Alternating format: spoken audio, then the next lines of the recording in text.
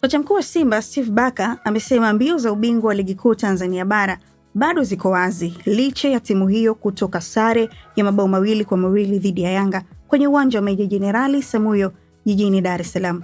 Matokeo ya dabi hiyo ya Kariakoo iliyochezwa Jumapili yaliifanya Simba kushindwa kupunguza tofauti ya pointi kati yao na Wananchi, hivyo Yanga imeendelea kuongoza msimamo wa ligi kuu bara ikiwa na pointi 48 huku wekundu hao wa Msimbazi wakisalia nafasi ya pili na pointi 43.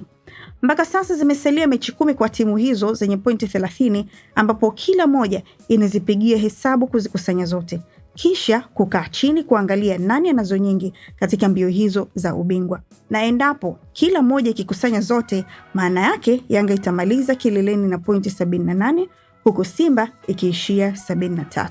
Kuhusu mechi ya juzi, Baka alisema Simba walianza vizuri dabi hiyo ya 116 katika ligi wakilenga kujiweka nafasi nzuri ya ubingwa, lakini kwa bahati mbaya vijana wake wakapoteza umakini baada ya kuwa mbele kwa mabao 2-0 ambayo yalifungwa na Libase Geye na Clatous Chota Chama. Sasa mimi nataka nikuachie assignment wewe ambao unanisikiliza, uniambie unaona likiwezekana kwa Simba kuondoka na ubingwa kwa msimu huu kwa hizi hesabu ambazo zimesalia hivi sasa, kwa sababu kilichobakia sasa hivi kwa upande wa Simba ni kuombea ama kutamani Young Africans waangushe pointi ili wenyewe waweze kurecover hilo gap ambalo wako nalo mpaka sasa hivi, ambalo wameachwa na Yanga wakiwa wameachwa gap la pointi 5, ina maana ikiwa ni michezo miwili. Unaona Yanga wakidondosha alama, lakini Simba pia una uhakika ya kwamba unawaona wakiendelea kuscore zaidi kwenye mechi 10 ambazo wamebakiwa nazo na kuwafanya waweze kukusanya alama 30 ambazo zimesalia kwenye msimamo wa ligi. Andika comment yako hapo chini,